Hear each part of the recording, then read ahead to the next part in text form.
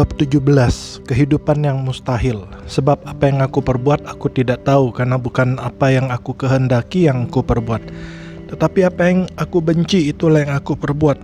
Jadi jika aku perbuat apa yang tidak aku kehendaki, aku menyetujui bahwa hukum Taurat itu baik. Kalau demikian bukan aku lagi yang memperbuatnya, tetapi dosa yang ada di dalam aku. Sebab aku tahu bahwa di dalam aku, yaitu di dalam aku sebagai manusia, tidak ada sesuatu yang baik, sebab kehendak memang ada di dalam aku, yaitu dalam dagingku, tetapi bukan hal berbuat apa yang baik. Roma 7 ayat 15-18, King James Version. Paulus mengetahui bahwa roh Kristus tinggal dalam rohnya yang telah lahir baru. Oleh karena itu, dia tidak bisa secara teknis membenarkan dan berkata di dalam aku, bukan hal berbuat apa yang baik, tanpa menjelaskan pernyataannya, dalam kurung, yaitu dalam dagingku. Paulus mengakui rohnya yang telah dilahirkan kembali, namun dia menyatakan tidak ada yang baik dalam dagingku, pikiran dan tubuhku yang belum diperbarui, semua bagian luar diriku yang berfungsi sendiri lepas dari Kristus. Tidak ada yang baik mengenai hal itu. Aku harus meletakkan kedaginganku ini dan menerima sebuah tubuh yang baru dan sebuah jiwa yang baru, yang benar-benar telah diperbarui tepat seperti Tuhan. Sebab aku tahu bahwa di dalam aku, yaitu di dalam aku sebagai manusia, tidak ada sesuatu yang baik. Sebab kehendak memang ada di dalam aku, tetapi bukan hal berbuat apa yang baik. Sebab bukan yang aku kehendaki, yaitu yang baik yang aku perbuat, melainkan apa yang tidak aku kehendaki, yaitu yang jahat yang aku perbuat. Jadi jika aku berbuat apa yang tidak aku kehendaki, maka bukan lagi aku yang memperbuatnya, tetapi dosa yang diam di dalam aku. Demikianlah aku dapat dihukum ini. Jika aku menghendaki berbuat apa yang baik, yang jahat itu ada padaku. Sebab di dalam batinku, aku suka akan hukum Allah, tetapi di dalam anggota-anggota tubuhku, aku melihat hukum lain yang berjuang melawan hukum akal budiku, dan membuat aku menjadi tawanan hukum dosa yang ada di dalam anggota-anggota tubuhku. Roma 7 ayat 18-23. Terdengar seperti apa yang dia tulis di dalam Galatia 5 ayat 17. Sebab keinginan daging berlawanan dengan keinginan roh, dan keinginan roh berlawanan dengan keinginan daging, karena keduanya bertentangan, sehingga kamu setiap kali tidak melakukan apa yang kamu kehendaki. Roma 7 ayat 24. Meringkas dilema Paulus yang sedih. Aku manusia celaka, siapakah yang akan melepaskan aku dari tubuh maut ini?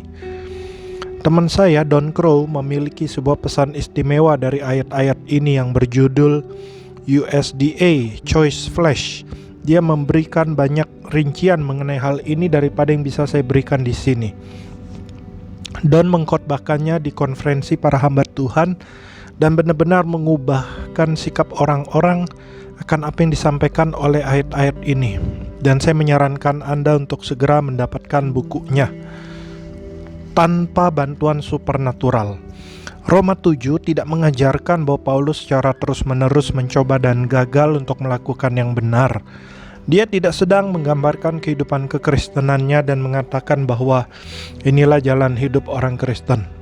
Paulus dia sedang mengakui bahwa setelah berapa tahun yang dia alami, dia masih berjuang dengan hawa nafsunya, dosa seksualnya, dan kepahitannya. Dia juga tidak sedang mengatakan Anda memiliki daging ini dan berusahalah sebisa Anda, namun Anda tidak akan pernah bisa mengalahkannya. Paulus sebenarnya hanya sedang menjelaskan mengenai ketidakmampuan daging, kemampuan fisik, pikiran alamiah, emosi, dan tindakan Anda yang lepas dari Kristus untuk menyenangkan Tuhan. Anda tidak bisa mengatasi kedagingan Anda dengan usaha Anda sendiri. Anda harus mulai hidup dari siapa diri Anda dalam Kristus. Manusia roh Anda yang lahir baru secara sempurna dan memiliki kehidupan Tuhan. Anda hanya bisa menyenangkan Dia dengan hidup dalam roh. Kehidupan Kristen bukan hanya sulit untuk dijalani, itu mustahil di dalam daging Anda. Anda tidak bisa melakukan apa yang diperintahkan oleh Tuhan untuk Anda lakukan. Dia memerintahkan Anda untuk menanggungnya ketika ada seorang yang menghina Anda. Jika mereka menampar pipi kiri Anda, berikanlah pipi kanan Anda. Jika mereka menuntut Anda dan menginginkan baju Anda, maka berikanlah juga jubah Anda. Jika seseorang memaksa Anda untuk membawa beban sejauh 1 mil, maka berjalanlah sebanyak 2 mil bersama dia. Matius 5 ayat 39-41. Diri alamiah Anda terlepas dari Tuhan tidak akan mau melakukan hal-hal semacam itu. Melayani diri sendiri, mementingkan diri sendiri, dan menjunjung diri sendiri adalah hal-hal yang alamiah. Jika seseorang menampar pipi kiri Anda, maka Anda ingin menonjok kedua pipinya. Jika seseorang mengambil sesuatu milik Anda melalui jalur hukum, maka Anda ingin menyewa seorang pengacara terbaik untuk menuntut orang itu kembali. Namun Tuhan memerintahkan Anda untuk melakukan yang sebaliknya. Tanpa adanya bantuan supernatural, maka sangat tidak mungkin untuk melakukan apa yang diperintahkan oleh Yesus. Itulah mengapa Paulus menyatakan, namun aku hidup, tetapi bukan lagi aku sendiri yang hidup, melainkan Kristus yang hidup di dalam aku. Galatia 2 ayat 20. Ada sejumlah kebebasan yang datang bersama dengan pengakuan dan melepaskan Kristus dalam Anda.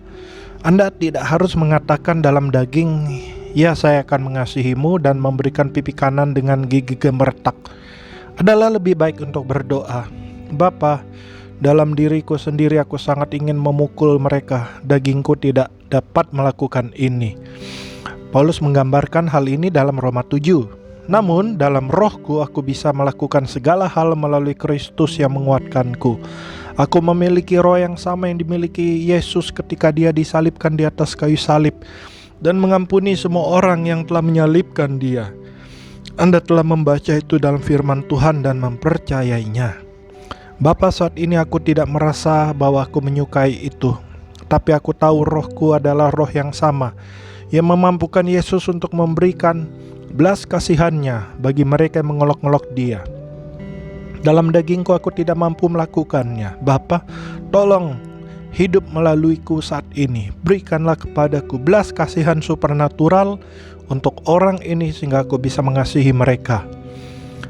Petrus pikir dia sedang bermurah hati ketika dia bertanya, berapa kali aku harus mengampuni saudaraku? Apakah sampai 7 kali sehari? Yesus menjawab, bukan, aku berkata kepadamu, bukan sampai 7 kali, melainkan sampai 70 kali 7 kali. Itu berarti 490 kali dalam sehari.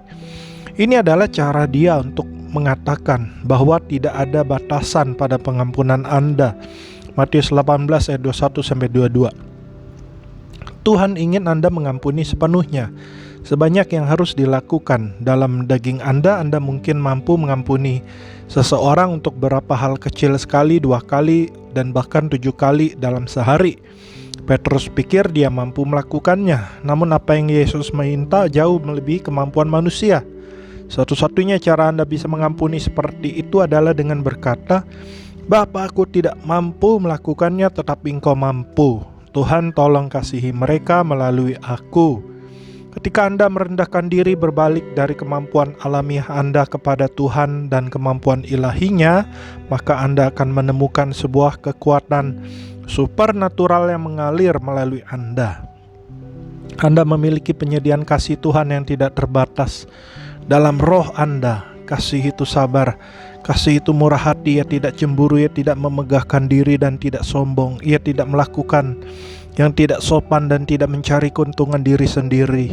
Ia tidak pemarah dan tidak menyimpan kesalahan orang lain. Ia tidak bersukacita karena ketidakadilan, tetapi karena kebenaran. Ia menutupi segala sesuatu, percaya segala sesuatu, mengharapkan segala sesuatu, sabar menanggung segala sesuatu. 1 Korintus 13 ayat 4-7. Kasihnya tidak pernah gagal, ayat 8. Dalam roh Anda memiliki kemampuan tidak terbatas untuk mengampuni, bertahan, percaya, dan berharap.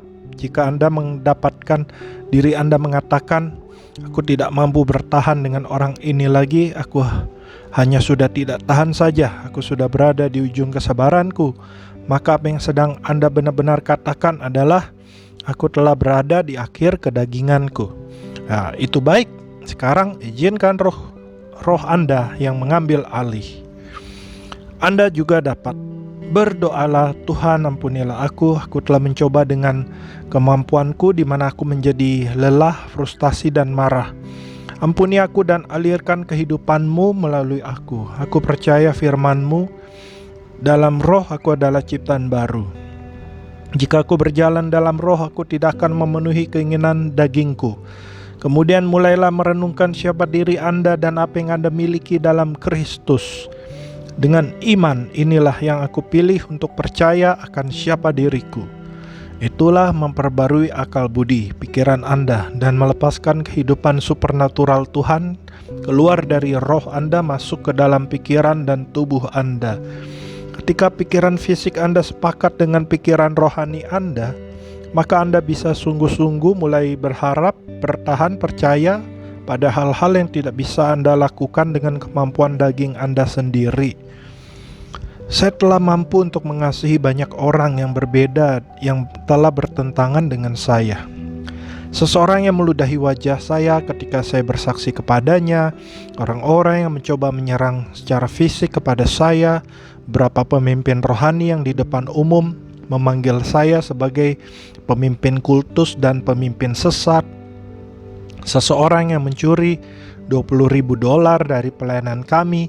Saya bahkan pernah diculik dan diancam dalam hidup saya.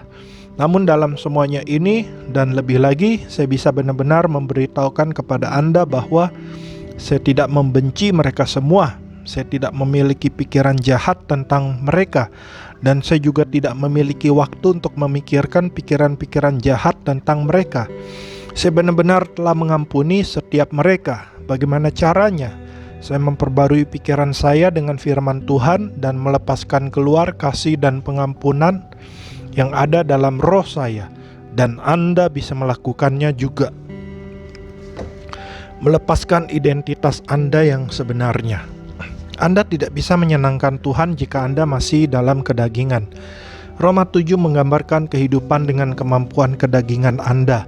Itulah sebabnya yang menjadi hasilnya adalah kekalahan, kegagalan, dan ketidakmampuan untuk melakukan apa yang baik. Roma 7 ayat 19. Dalam daging Anda tidak bisa membatasi, memberikan pipi yang sebelah lagi, atau mengampuni dengan tidak terbatas.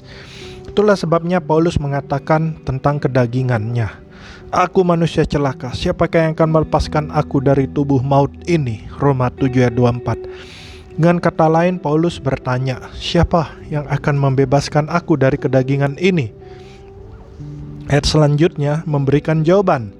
Syukur kepada Allah oleh Yesus Kristus Tuhan kita. Roma 7 ayat 25. Pembebasan dari kedagingan datang dari hidup dengan siapa diri Anda yang sesungguhnya dalam roh. Dari sini Paulus bergerak langsung ke Roma 8 dengan demikianlah sekarang. Sekarang mengacu kembali pada apa yang telah disebutkan sebelumnya, di mana daging tidak mampu menyenangkan Tuhan. Roma 7. Sekarang Anda harus berjalan dalam roh. Roma 8. Demikianlah sekarang tidak ada penghukuman bagi mereka yang ada dalam Kristus Yesus, yang tidak berjalan dalam daging, melainkan dalam roh. Roma 8 ayat 1. Roh Anda adalah satu-satunya bagian dari diri Anda yang berada dalam Kristus Yesus. Jika Anda dalam roh, maka tidak ada penghukuman bagi Anda. Itulah kabar baiknya. Roma 8 adalah salah satu pasal kemenangan yang ada dalam Alkitab. Mengapa? Karena pasal tersebut ditulis dari sudut pandang roh Anda yang telah lahir baru.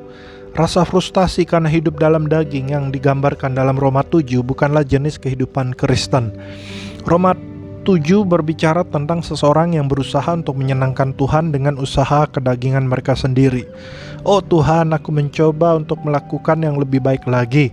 Aku ingin melakukan yang lebih baik lagi, tapi aku tidak bisa. Mengapa? Karena sangat tidak mungkin untuk melayani Tuhan dalam kedagingan.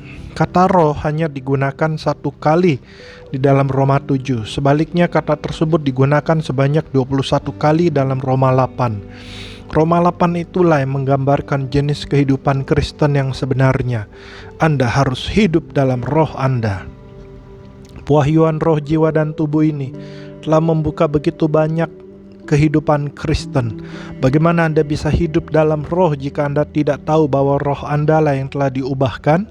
Ketika Anda mengerti kebenaran itu, Anda bisa mulai mengerti bahwa siapa diri Anda dan apa yang Anda miliki dalam Kristus tidak berfluktuasi berdasarkan tindakan Anda. Bagaimana Anda bisa melepaskan keluar sesuatu yang tidak Anda ketahui atau Anda tidak percaya bahwa Anda memilikinya? Begitu Anda percaya, Anda harus menolak kedagingan Anda dan berjalan dengan siapa diri Anda dalam roh. Kelola sebuah gambaran yang baik akan siapa diri Anda dalam Kristus dan izinkan itu menjadi diri Anda yang sesungguhnya. Ini hanyalah masalah menemukan dan melepaskan identitas diri Anda yang sesungguhnya. Pribadi introvert yang diubahkan menjadi ekstrovert. Melalui ini Tuhan telah melakukan sebuah mujizat dalam kehidupan saya. Dahulu saya adalah seorang yang benar-benar introvert, tertutup sebelum diubahkan. Karena begitu gugup dan canggung, saya tidak bisa melihat wajah seseorang dan bicara tanpa gagap. Sekarang Tuhan telah membuat saya menjadi seseorang yang berbicara di hadapan jutaan orang setiap hari melalui TV dan radio. Saya telah melayani orang dengan berhadapan muka dalam pertemuan-pertemuan di seluruh dunia. Terkadang berhadapan dengan 5.000 orang dalam satu kali pertemuan. Namun saya tidak merasa takut karena hal itu tidak mengganggu saya lagi. Saat ini saya fokus kepada siapa diri saya dalam roh. Daging saya masih tetap sama seperti sebelumnya. Saya masih memiliki kecenderungan untuk menjadi introvert. Bahkan ketika saya tidak fokus pada Tuhan dan seseorang mendapatkan saya dalam kedagingan saya masih tetap ingin menarik diri saya dan hanya duduk di bagian belakang. Ini adalah bagian diri alamiah saya yang masih belum berubah. Kebanyakan orang berpikir kalau mereka telah berkembang dalam daging mereka ketika mereka lahir baru. Itu sama sekali tidak benar. Anda tidak memperbaiki diri alami Anda melalui kehidupan Kristen. Anda hanya menjadi lebih baik dalam menyangkalnya. Perbaikan datang dengan memilih untuk mengenali identitas baru Anda dalam Kristus dan membiarkan pikiran serta tindakan itu termanifestasi dalam roh Anda. Ketika saya mengikuti tes kepribadian sekarang ini, saya selalu mendapatkan skor maksimum dalam setiap kategori untuk ekstrovert. Itulah diri saya yang saya pilih dan akan menjadi demikian dalam Kristus. Itulah roh saya yang telah dilahirkan kembali. Jika Anda memiliki kesempatan untuk memberikan tes kepribadian kepada saya saat saya terlepas dari bimbingan ilahi, maka Anda akan menemukan diri saya masih menjadi seorang yang introvert dalam daging saya. Hidup dari roh. Kehidupan Kristen bukanlah di mana daging Anda berubah menjadi lebih kuat dalam keilahian sehingga Anda tidak memerlukan Roh Kudus sebanyak ketika Anda mulai. Tetapi kehidupan Kristen adalah bertumbuh semakin kuat dalam roh dan menjadi semakin lemah dalam daging. Dominasi daging secara pasti akan menghilang saat Anda belajar untuk bergantung secara konsisten dan menarik keluar lebih lagi apa yang ada dalam roh Anda.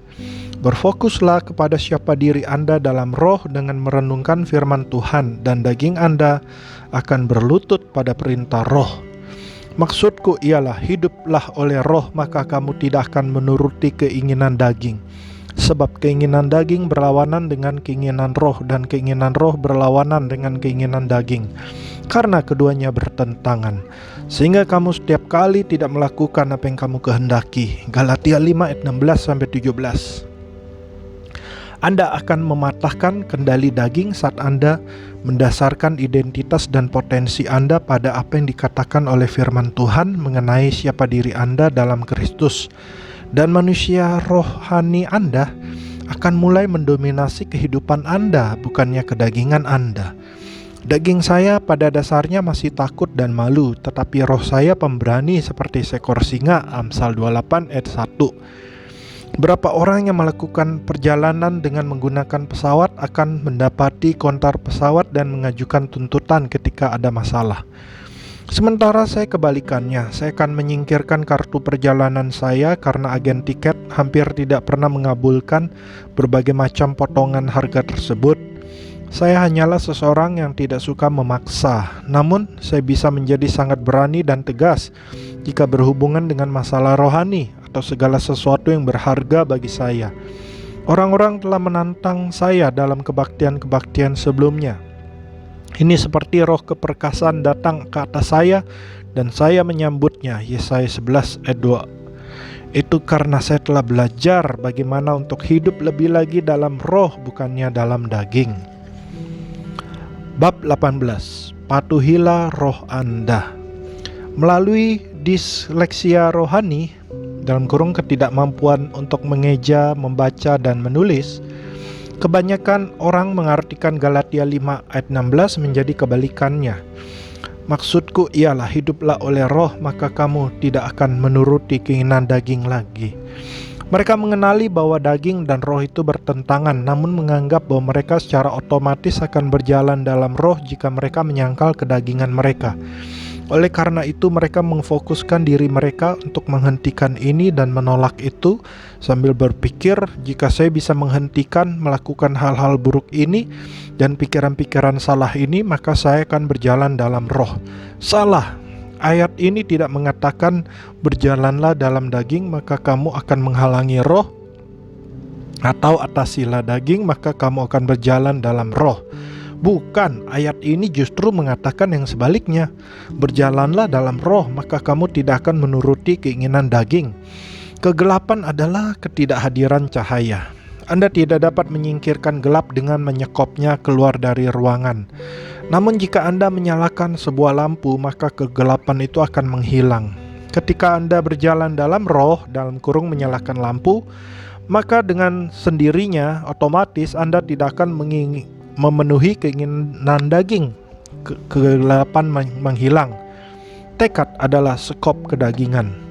Jika Anda merasa bahwa Anda tidak bisa benar-benar menerima siapa diri Anda dalam Kristus sampai nanti ketika Anda mengatasi kegelapan dalam hidup Anda, seperti minum alkohol, sumpah serapah, merokok, atau masalah apapun yang Anda miliki saat ini, maka Anda hanya akan merasa frustasi dan menemui jalan buntu. Roma 7. Ini bukan masalah Tuhan tidak mau melepaskan kuasanya kepada Anda. Ini hanyalah masalah di mana Anda belum memencet tombol lampunya. Taruhlah sekop itu dan nyalakanlah lampunya. Masuklah ke dalam firman Tuhan dan mulailah mengenali dan merenungkan akan siapa diri Anda dalam Kristus. Saat Anda memfokuskan perhatian Anda terus-menerus pada kenyataan identitas baru Anda, maka terang dari diri Anda yang sesungguhnya dalam roh akan mulai berpancar keluar dan keluar melalui Anda hingga pada titik di mana itu akan mengambil alih kendali kedagingan Anda dan membebaskan Anda dari segala masalah Anda. Terang selalu mengalahkan kegelapan. Seorang teman saya dulunya adalah seorang penghibur sekuler terkenal yang menuliskan beberapa lagu terkenal. Selagi dalam profesinya itu, dia mengalami lahir baru. Setelah menyelesaikan sebuah konser pada tengah malam, dia naik ke bus bersama teman-teman musisinya dan mulai melanjutkan tur mereka. Karena merasa bergairah akan Tuhan dan firman-Nya, teman saya ini menyedot kokain dengan menggunakan halaman dari Alkitabnya sehingga dia bisa tetap terbangun dan terus membaca tentang betapa Tuhan mengasihi dia. Hari ini orang itu telah menjadi seorang gembala selama lebih dari 20 tahun. Bagaimana dia bisa mengalahkan kedagingannya dan kebiasaan buruknya? Apakah dia berhenti menyedot kokain dan segala hal najis yang dulunya dia lakukan terlebih dahulu? Oh tidak, orang ini tidak membiarkan kebiasaan buruknya menghentikan dirinya untuk mencari tahu akan apa yang dikatakan oleh firman Tuhan mengenai dia. Dia memfokuskan perhatiannya untuk menemukan siapa dirinya dalam Kristus dan apa yang telah Yesus lakukan bagi dia. Saat semua hal-hal tersebut menjadi kenyataan bagi dia, akhirnya dia sampai pada suatu tempat di mana Tuhan membimbing dia untuk keluar dari gaya hidup lamanya itu. Tuhan ingin Anda datang kepada Dia seperti apa adanya Anda. Setelah Anda lahir baru dan diubahkan di dalam, perbaruilah pikiran Anda menjadi siapa Anda dalam Kristus. Saat Anda menemukan siapa diri Anda dalam roh, Anda akan berubah di bagian luar Anda. Jika saja Anda mulai berjalan dalam roh dengan memfokuskan perhatian Anda pada hal-hal yang berhubungan dengan Tuhan, maka tidak peduli seperti apa kedagingan Anda akan mematahkan dominasi kedagingan itu atas Anda. Fokus kualitas dan kuantitas. Anda bisa mengetahui apakah Anda sedang berjalan dalam roh atau tidak dengan melihat di mana perhatian Anda tertuju saat ini. Sebab mereka yang hidup menurut daging memikirkan hal-hal yang dari daging. Mereka yang hidup menurut roh memikirkan hal-hal yang dari roh. Roma 8 ayat 5. Apa yang sedang Anda pikirkan akan memberitahu apakah Anda berjalan dalam daging atau dalam roh. Di manakah fokus Anda? Jika seorang dokter mengatakan bahwa Anda akan mati, apakah Anda akan lebih didominasi oleh perkataan dokter atau firman Tuhan? Apakah Anda membayangkan dan mengantisipasi penyakit dan kematian? Atau apakah Anda terfokus pada ayat-ayat menyatakan bahwa Dia telah mengambil semua penyakit dan oleh bilur-bilurnya Anda telah disembuhkan dari segala penyakit? Apakah Anda berfokus pada roh atau daging? Jika pikiran Anda terfokus pada hal-hal kedagingan, maka Anda sedang berjalan dalam daging.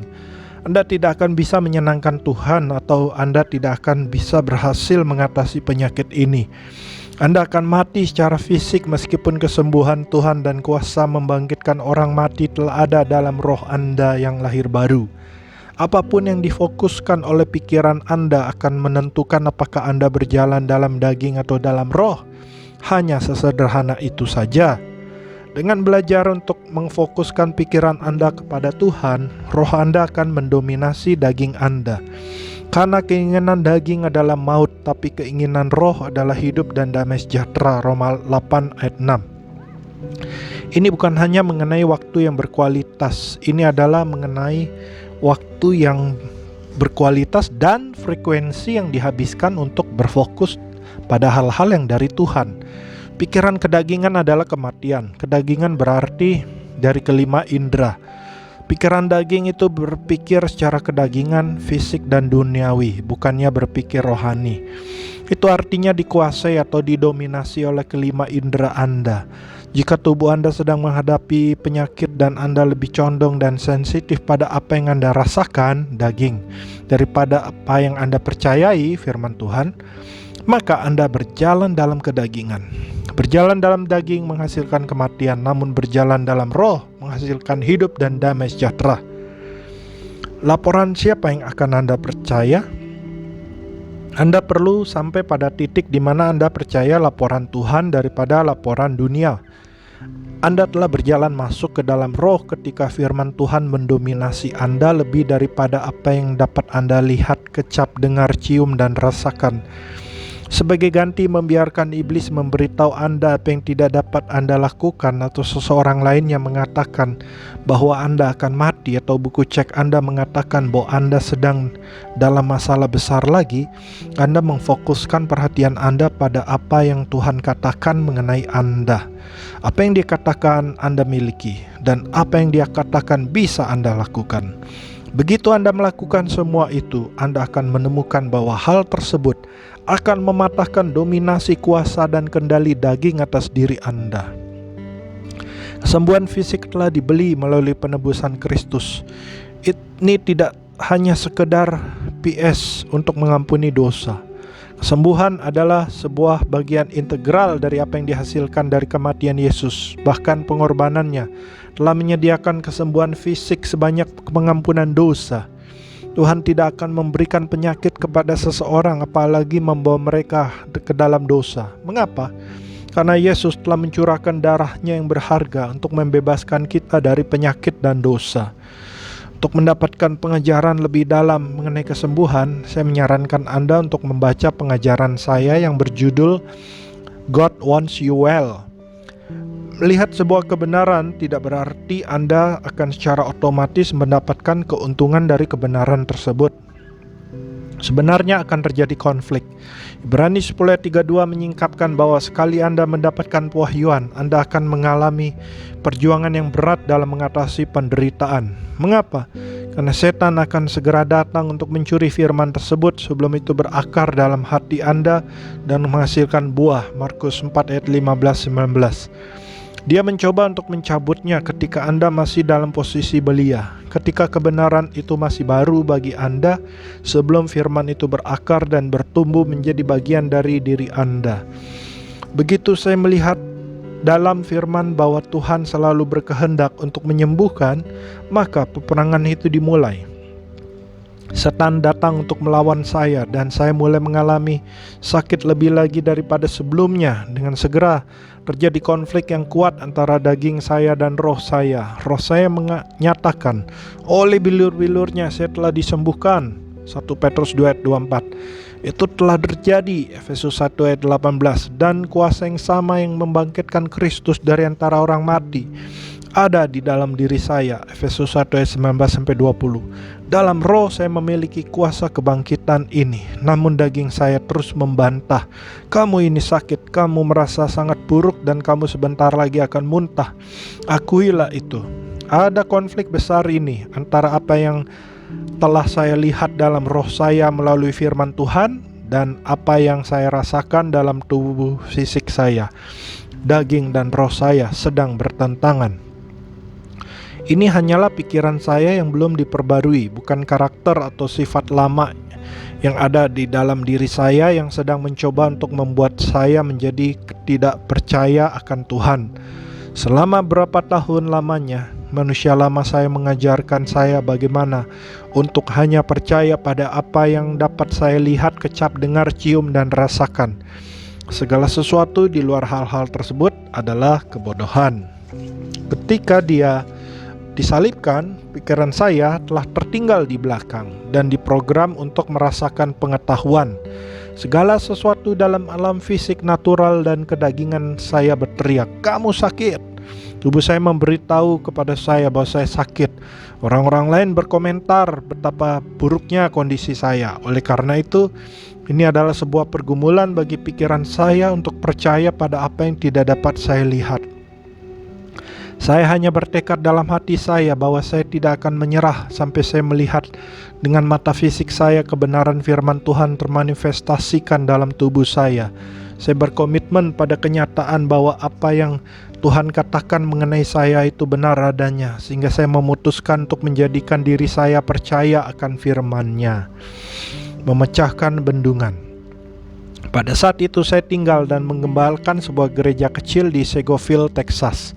Saya mengkhotbahkan mengenai kesembuhan dan memiliki pewahyuan atas kesembuhan ini. Tapi saya sendiri sakit.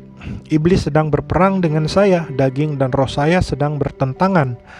Karena iman tanpa perbuatan itu mati adanya, maka saya memutuskan pada suatu malam untuk tidak sekedar hanya terkapar di tempat tidur dan menjadi sakit. Yakobus 2 ayat 17, 20 dan 26.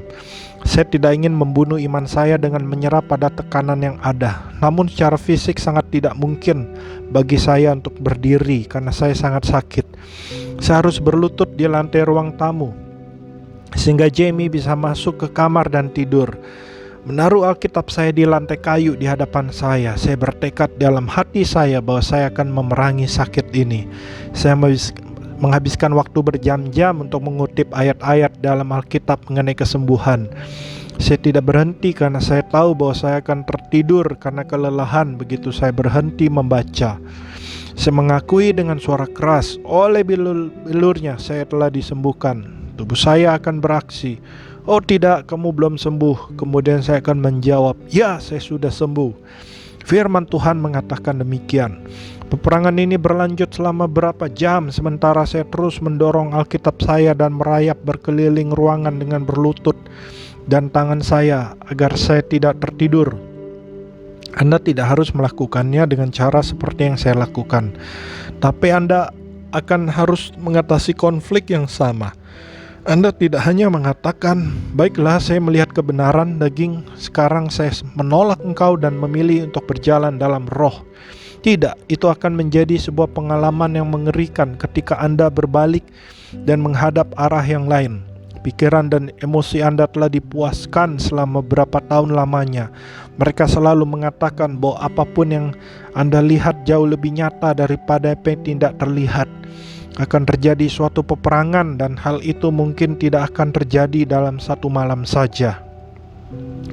Malam itu menjadi suatu malam yang luar biasa bagi saya. Saya memecahkan bendungan kedagingan yang menghalangi aliran kehidupan Tuhan dalam diri saya. Roh saya mulai mendominasi sejak saat itu sedikit demi sedikit. Sekarang saya masih tetap harus berurusan dengan hal-hal yang sama ini. Namun saya telah bertumbuh banyak. Saya melihat kemenangan besar dalam kehidupan saya, dan saya mampu untuk membantu orang lain juga. Saya masih dalam proses, namun saya sedang memperbarui pikiran saya dan memenangkan peperangan antara daging dan roh saya. Tes.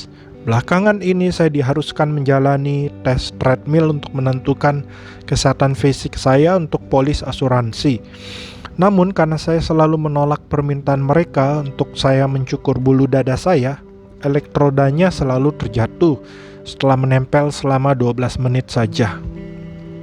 Beberapa minggu kemudian, perusahaan asuransi tersebut menelpon dan berkata bahwa kalau mereka tidak bisa memberikan asuransi kepada saya. Mereka mengatakan bahwa hasil tes saya mengindikasikan kalau saya menderita sakit jantung yang serius setelah saya menjalani tes yang berjalan hanya 12 menit tersebut.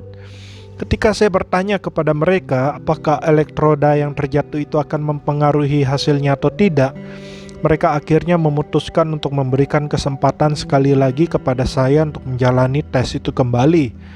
Kali ini saya mengizinkan mereka untuk mencukur bulu dada saya. Tetapi saya juga menginformasikan kepada perawat bahwa dia sedang mencukur bulu dada pertama saya. Saya menyelesaikan tes itu tanpa mengalami insiden dan menunggu dokter untuk menganalisa hasil tes tersebut.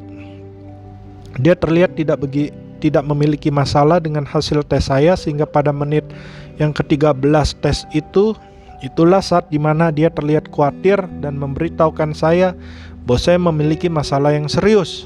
Dokter ini kemudian memberikan nasihat kepada saya agar saya menemui seseorang dokter spesialis hari itu juga, dan mulai menuliskan sebuah catatan bagi saya untuk diberikan kepada dokter spesialis tersebut.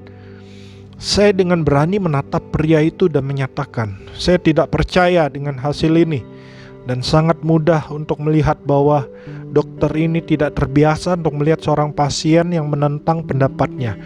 Namun saya menantang dia untuk melihat lagi pada hasil tes itu, dan kemudian dengan jujur mengatakan kepada saya bahwa saya memiliki masalah jantung. Dia menjawab, "Ya, hasil tes ini tidak benar-benar mengatakan bahwa Anda memiliki masalah dengan jantung Anda. Hanya saja hasil tes Anda ini benar-benar istimewa karena setiap jantung memiliki sedikit perbedaan. Anda bisa saja ternyata sehat. Saya hanya berpikir kalau Anda harus mendapatkan tes yang lain lagi." "Loh, Anda tadi tidak berkata seperti itu," kata saya menggelegar. "Anda memberitahu saya bahwa saya memiliki masalah jantung yang serius, bahkan ada sedikit kemungkinan bahwa saya memiliki masalah dengan jantung saya, dan Anda juga berpikir kalau saya harus mendapatkan opini dari dokter lain." Dokter ini bersender ke belakang dan berkata, "Anda baik-baik saja. Lupakan saja mengenai tes lainnya." Kebanyakan orang akan mendengarkan perkataan dokter, bukannya firman Tuhan yang menyatakan bahwa kita telah disembuhkan.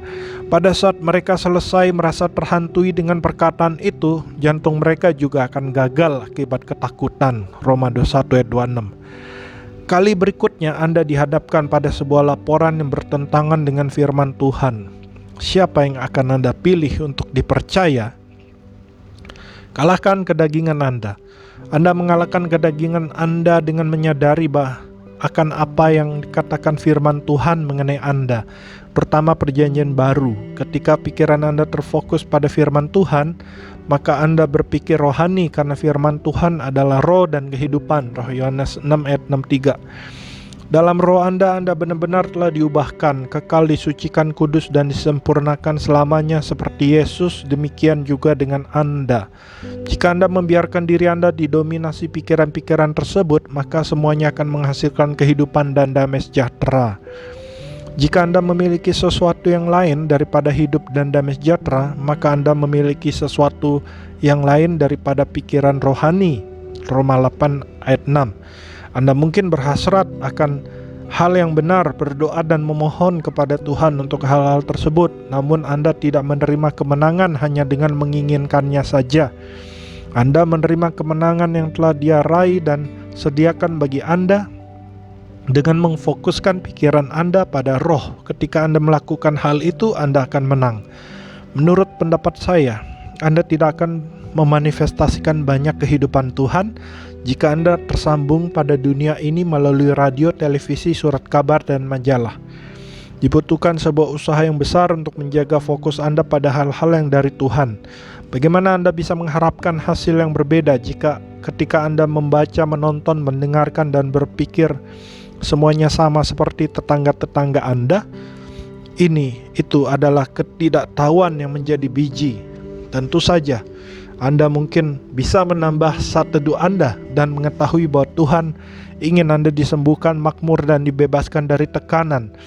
Anda bahkan mungkin memiliki hasrat dan kepekaan akan Tuhan yang tidak mereka miliki.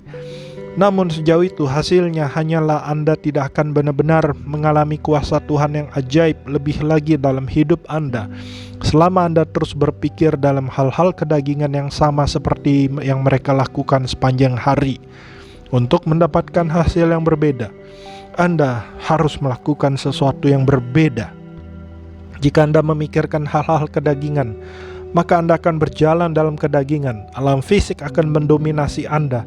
Anda tidak akan bisa menyenangkan Tuhan, Roma 8 ayat 8, atau mengalami kemenangan yang tersedia bagi Anda. Untuk melepaskan kuasa dan kehidupan Tuhan, Anda harus mengalahkan daging Anda dengan terus-menerus memfokuskan pikiran Anda pada siapa diri Anda dan apa yang Anda miliki dalam roh. Bab 19. Saatnya untuk pergi.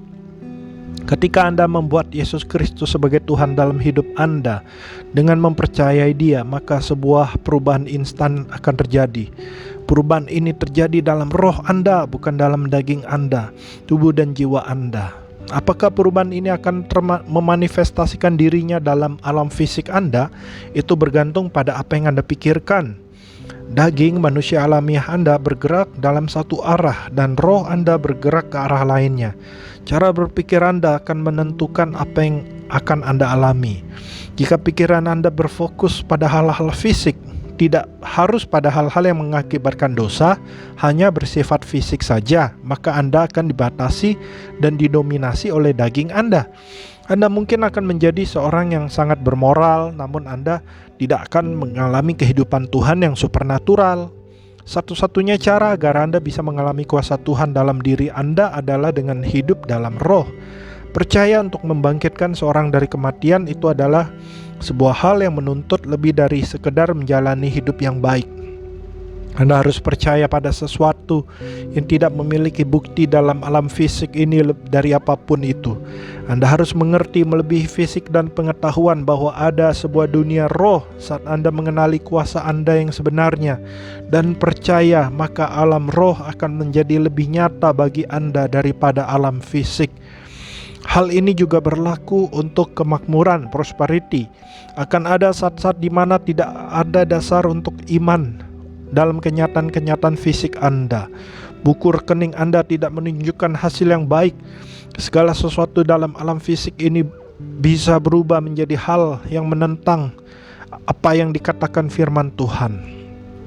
Namun jika Anda tetap tinggal dalam roh dan tetap berfokus pada apa yang dikatakan oleh firman Tuhan, maka Anda akan bisa melihat diri Anda menjadi makmur ketika orang lain mencoba untuk menguasai rumah Anda, mobil Anda, dan lain sebagainya.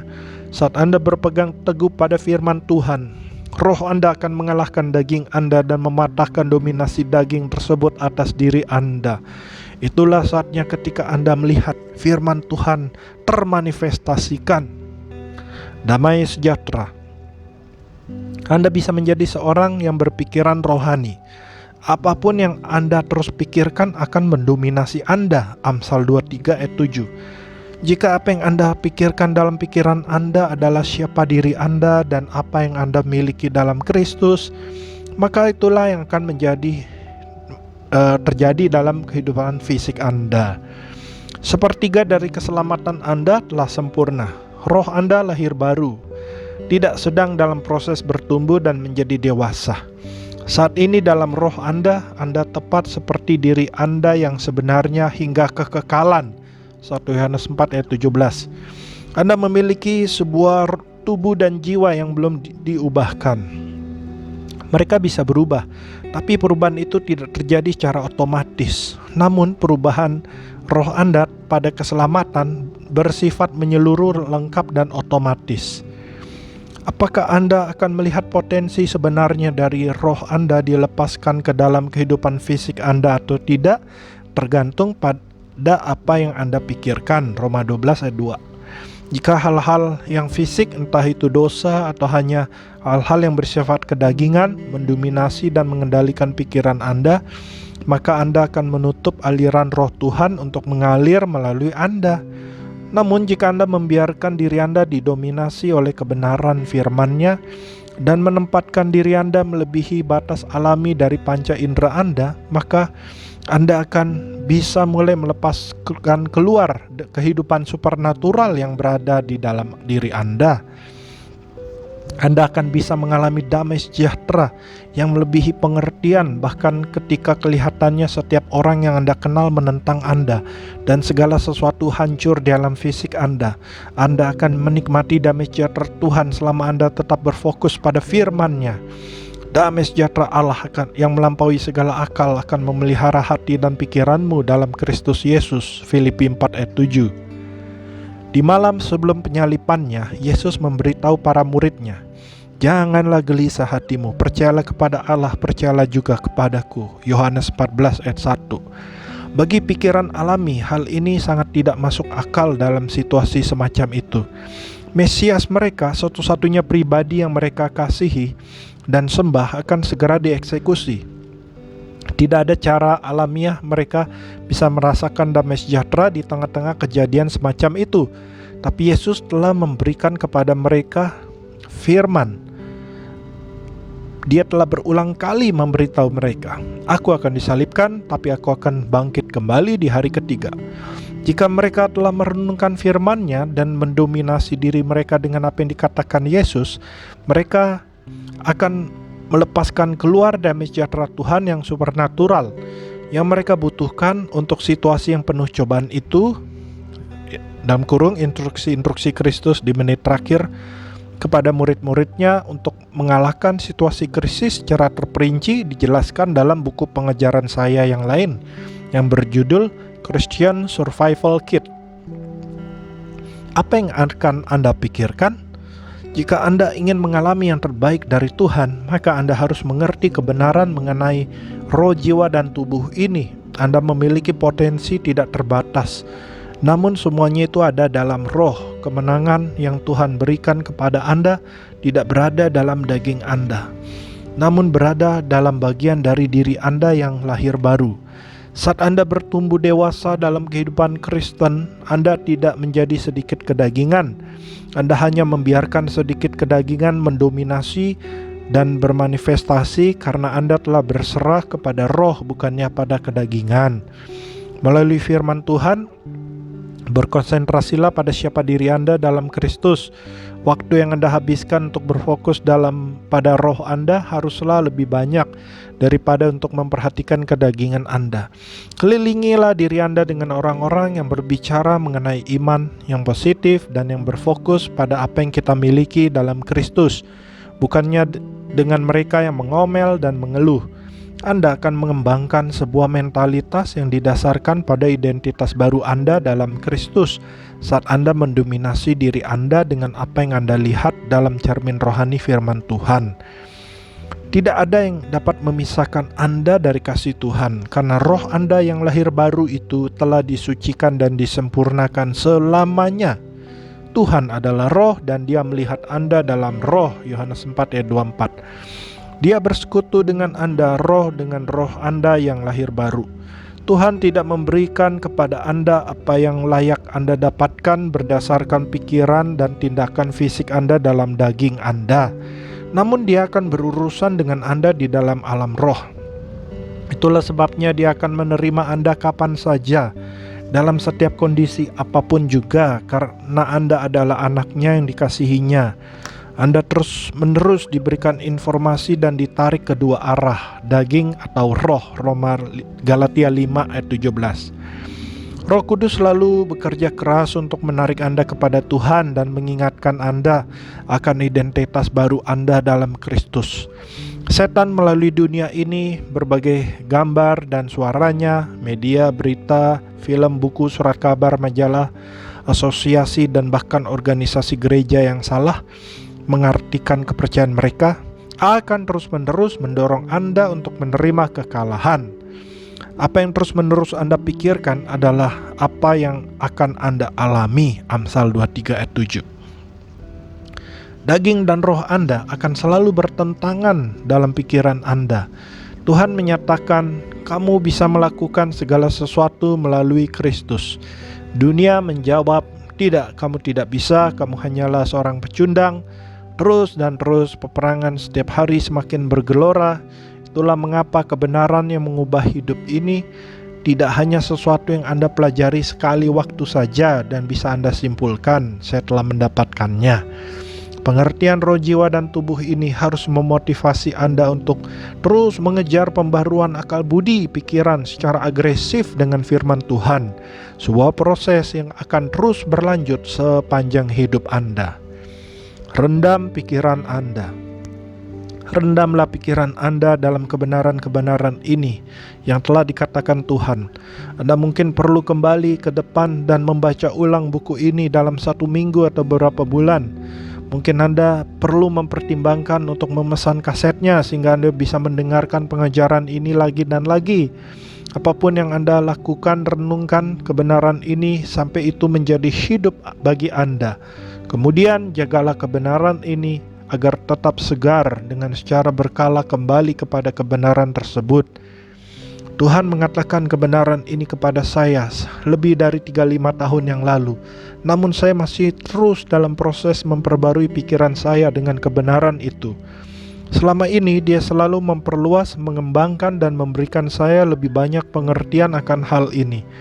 Saya merasa seperti Rasul Paulus yang setelah 20 tahun atau lebih mengenal dan melayani Tuhan berkata, saudara-saudara, aku sendiri tidak menganggap bahwa aku telah menangkapnya. Tetapi ini yang kulakukan. Aku melupakan apa yang telah di belakangku dan mengerahkan diri kepada apa yang di hadapanku, dan berlari-lari kepada suatu tujuan untuk memperoleh hadiah, yaitu panggilan surgawi dari Allah dalam Kristus Yesus. Filipi 3 ayat 13-14. Jangan kecil hati. Saya tidak sedang mengatakan bahwa Anda harus menunggu lama sebelum Anda bisa melihat kebenaran. Saya hanya ingin agar Anda mengetahui bahwa sampai nanti Anda berhadapan muka dengan Dia, Anda tidak akan pernah sampai, tapi Anda hanya telah pergi meninggalkan saja. Dan jika Tuhan telah berbicara kepada Anda melalui pengajaran ini, maka Anda perlu pergi saat ini juga, dalam kurung pergi meninggalkan kedagingan. Berbaliklah dari pikiran kedagingan Anda dan mulailah menjadi didominasi oleh roh Anda yang lahir baru. Terimalah kenyataan mengenai siapa diri Anda dalam roh dan izinkan roh menguasai Anda. Ketika Anda melakukannya, Anda akan mengalami kehidupan dan damai sejahtera. Hanya sesederhana itu. Namun itu tidak mudah. Bahkan mengubah fokus Anda dari kedagingan kepada roh adalah salah satu hal terberat yang akan Anda lakukan. Proses ini terjadi secara bertahap namun menyeluruh. Memprogram ulang pikiran alamiah Anda untuk sepakat dengan roh Anda melalui pembaruan akal budi pikiran Anda dengan firman Tuhan, Anda akan menjadi berpikiran rohani. Apa yang telah Tuhan katakan kepada Anda melalui buku ini memiliki potensi untuk mengubah hidup Anda secara radikal. Namun menerapkan kebenaran-kebenaran ini akan memerlukan fokus dan usaha Anda. Tapi kabar baiknya adalah Tuhan ingin Anda mengerti sepenuhnya dan berjalan dalam kebenaran-kebenaran tersebut lebih lagi. Dia setia melakukan bagiannya. Jika Anda mau terus berjalan ke dalam arah tersebut dengan mengakui, Tuhan, diperlukan mujizat untuk memperbarui pikiranku, karena pikiranku telah terbiasa didominasi oleh kedagingku. Aku memerlukan bantuanmu. Roh Kudus akan menyingkapkan kepada Anda siapa diri Anda dalam Kristus. Dia akan menunjukkan Yesus, kebenaran rohani dan realita kepada Anda.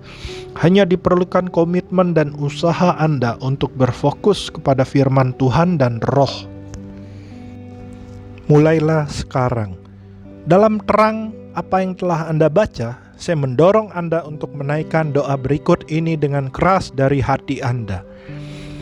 Bapa, aku buka hatiku lagi bagi Roh Kudus untuk terus menyingkapkan kebenaran kepadaku. Aku mengakui bahwa ini adalah sebuah proses dan bukan hanya hal yang bisa dilakukan sekali saja. Oleh karena itu aku meminta kepada Engkau agar memberikan kepadaku pewahyuan lebih besar lagi tentang roh, jiwa, dan tubuh di sepanjang sisa hidupku. Saat aku melakukan apa yang telah Engkau tunjukkan kepadaku, tolong dukung aku dengan berapa hasil yang cepat. Aku ingin membangun pola berjalan dalam roh yang baru, sehingga aku bisa hidup dalam kehidupan yang penuh dan efektif di dalam Engkau. Terima kasih Bapa karena telah memberikan kebenaran-kebenaran ini agar aku ingat dikala aku membutuhkannya. Terima kasih karena telah menolong aku untuk membagikan kebenaran-kebenaran ini dengan sesamaku, sehingga mereka juga bisa terbebas dari dominasi kedagingan mereka. Terima kasih karena telah membebaskan aku dan menggunakan aku untuk membebaskan yang lain juga. Aku mengasihi Engkau Bapa, dalam nama Yesus, amin.